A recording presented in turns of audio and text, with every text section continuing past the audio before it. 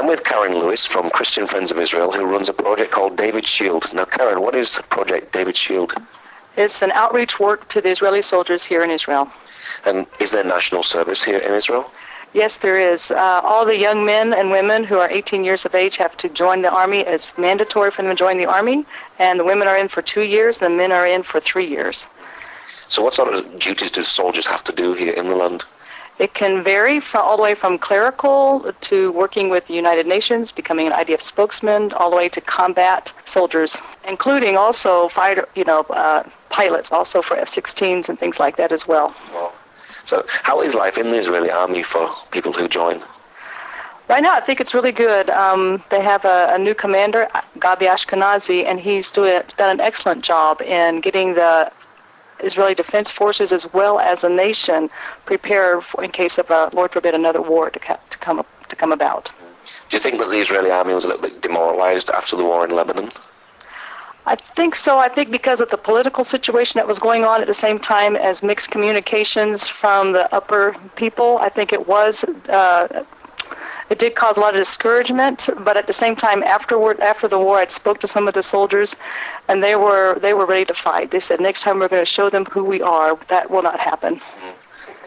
So what sort of needs do the soldiers have here in the land? Is it very stressful being in the army? It is stressful, but I think the number one enemy for a typical soldier in the Army would be routine and boredom. They do a lot of checkpoints, they do a lot of guarding, and they work for anywhere between 8 to 16 hours a day. And that's probably the number one enemy is the boredom. So they do a really good job in keeping the combat soldiers in cycles. Sometimes they work in the north, they work in the south, they work in the central part of the country to keep them alert. Now, many soldiers, they have to go into Gaza and the West Bank, which is Palestinian, and be on the checkpoints, which puts them in the firing line. Do you think there's a lot of fear in the soldier's life when they know that they could be a target? That's a good question. I think there probably would be a natural fear, but I also know that they are trained before they are actually face-to-face with the enemy, so they are ready to face the enemy, I believe. Now, you have big projects here. In David's Shield, you provide care packages. What are those for the soldiers? Just in about the last 8 years, we've been doing care packages for them. At first, we did some hygiene things for the soldiers, like shampoos, toothbrush, toothpaste, and things like that. But as I've gotten to know the soldiers and talking with them, I find that they have 5 toothbrushes, 5 bars of soap. So instead, I've gone more practical. I'm making care packages for Passover with a water tube. It's sort of like a water bag on your back, and has a tube where you can drink out of it, as well as a towel that's much more ideal for like camping towels, so they have more space in their duffel bags. We're just thinking practical ways of meeting their needs. Last winter we gave them fleece gloves and a fleece tube, which is also a hat. So we're looking for more practical ways of meeting the soldiers' needs. So why do you do that? The main reason why we do it is because we want to let them know that there are Christians out there that are praying for them and that love them. Every time I meet these soldiers, they receive these care packages. They're like, we never knew you guys were out there. Thank you so much for coming. Thank you so much for letting us know that you're there and that you love us and that you do pray for us. Now you also give aid to lone soldiers. Who are these lone soldiers? They are soldiers that come from the nations. About 75% comes from the former Soviet Union. The rest come from Europe or the United States or South America. And even some of these lone soldiers are soldiers, Israelis, who come from bad home lives. And these are soldiers that can't really afford their way. Typically, a soldier gets only $75 a month equivalent to. If they're clerical position, if they're non-combat, if they're a combat, they get about $150 a month. That's all they get. The society is structured in such a way that the families take care of their soldiers. So when you have a lone soldier coming from a faraway country, they don't have much to stand on their own 2 feet. But the IDF has done an excellent job in providing for their lone soldiers, giving them extra income. But there are loopholes in the system, as always, in any government system. So basically operate word out of mouth with the soldiers, and they come to me and show me their needs and their debts or whatever they may have. Sometimes I pay for airplane tickets. Sometimes I just get out of debt. Sometimes there's other needs that I'm able to help them with. So those are the lone soldiers. Is there a lot of pride in being in the Israeli army? Yes, definitely a lot of pride in the army. Yes. Now you also visit wounded soldiers. What sort of wounds do soldiers receive when they're in action? It varies. Like recently I haven't met, but I'm going to be meeting a young man who was injured in Gaza not too long ago, and he's paralyzed from the waist down. And what makes his case unique is he's the only child of a mother. And even to go further, the mother had to sign paperwork to allow her one and only son to join an elite force to go into Gaza. And unfortunately, he had such a wound where he's paralyzed from the legs down, so it's going to be a lot of needs and a lot of hard work for the mother in the future. Usually we get these also by word of mouth and who we can go and visit and to help. It must be very difficult to see people who've been either paralyzed or have big needs. Yeah, it's very difficult, especially when you see how young these men are and how young the women are. And another thing that the IDF faces, I believe the young people, 18, 19-year-old, they see some of their friends die. They see them wounded and injured. They have to grow up quickly, and it's hard, but they do, and they do it for a purpose. They know they have to do it in order for them to survive as a people, the Jewish people. Yeah. So to see some of their friends die and to see some of the horrific things that you do actually see in war, it must leave quite a lot of psychological problems. Yep, there are some, I believe, that have had to go get some psychological help, but I think in the end they value life more, they appreciate life a lot more, and I see it's like these young men and these young women become men, and the women become women. It's like they turn from childhood all of a sudden into adulthood, and it either makes them or breaks them. So there are some psychological problems, perhaps, but I don't think it'd be any more than what you and I would have to experience if we were in the same shoes. So the army matures them and changes their life. Definitely. They really do make little boys into men. Yeah. Now, you're also part of a program which plants a tree. What is that all about? Whenever a soldier is killed in action, Christian Friends of Israel plants a tree in honor of that son that died or that daughter that died in action. Sometimes it's even a training accident. Whatever, even if it's a car accident, we send a tree, plant a tree in that soldier's honor, and we send that tree certificate to the family. That must be comforting for the family. It does bring comfort. It really does. I get some feedback from time to time from them, and they're really touched that there are Christians out there that actually cared about their child when they thought that they were just some sort of indispensable part of the army that died. Now, you also do base projects and army unit support. What sort of things are they? It's a great opportunity to educate the church about what's going on here in Israel.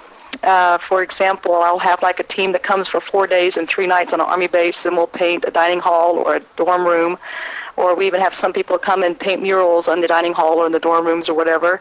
It's a great opportunity for the people who come, the Christians that come, to see that the IDF are not the warmongers that the media portrays them to be. And at the same time, it shows the soldiers that there's people coming from other nations on their vacation time to come and just to encourage them, and they are amazed that they, like I said earlier, they don't even know Christians are out there that love them and care about them.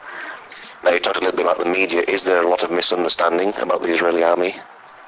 I believe there is. It seems like Israel is fighting 2 wars. There's a war in the natural, and there's a media war, and a third war, a spiritual war. And it's like the enemy is trying to crush Israel in every way that it possibly can. So that's another war that's going on. Now, you have something also called Guardians of Jerusalem. What's that about? These guys that called me up about 2 years ago, and they are volunteer for the border police, and they protect the borders of Jerusalem all the way from Bethlehem to the Old City, East Jerusalem, all the way out to Mevaseret Zion. And what they do is they are like the last layer of defense, and these guys are volunteers, and their hearts love Israel. They're maybe in their 30s to all the way to 70 years of age, and they all have a heart for Israel, for the purpose of Israel. They have a Zionist heart, but because they can't join the army, they want to do their part. And so, like I said, it's a volunteer unit, and when they started their unit, they didn't have but just a 1970 flak jacket, which is supposed to help against shrapnel, and a uniform. That's it, and a weapon. So they needed some equipment, so they started their own nonprofit organization, talked to us about it, asked if we could help them, so we sort of adopted them, because they do protect the city that we happen to be located in. And as a result of that, we've been able to raise money for them to get bulletproof vests with ceramic bulletproof protection, as well as 9 equipment, flashlights, handcuffs, things like that they need for their job. I'll say that again, because does Christian Friends of Israel have a good relationship with the Israeli Defense Force? I think so. Right now we're small in a sense because the IDF is so big. But I believe that little by little, and that's, I think, our goal is to reach out and get our name out there more and more and more. Right now, the Lord has opened up a door for me in the Golani, which is like one of the best infantry units here in Israel. So I'm just waiting on the Lord to show me which units to give to. This year I'm also giving to an artillery unit some care packages, which is another new door. The more and more I think we get our name out there, the more and more they're aware that there are Christians out there that love them and appreciate them, and I make sure they realize that it's just our expression of thank you and our expression of love to them, and to give them a kohaka vote on the back, if you will, which is job well done, because they have to fight in order to survive. Now here in the land, everybody carries a gun, and when somebody just joins the army, an 18-year-old, does he get his first gun and he has to carry that everywhere? Yes. If they're a combat soldier, yes. They have to carry it everywhere. If they happen to misplace it or lose it, they go to jail. That's how serious it is. So they have to be careful. And it's amazing. When you get on the bus, you see all these 18-year-olds carrying an M16. At first, it just shocks you. And sometimes you even see them wearing it in their blue jeans and T-shirt. But they have to carry that gun everywhere they go. But they also, I want to add, they have the maturity and the knowledge of what that weapon can do and how to handle that weapon. But even though these teenagers are carrying guns and they're legally allowed to carry guns, there is very little gun crime here in Israel. That's correct. Yeah. That's true. Yeah.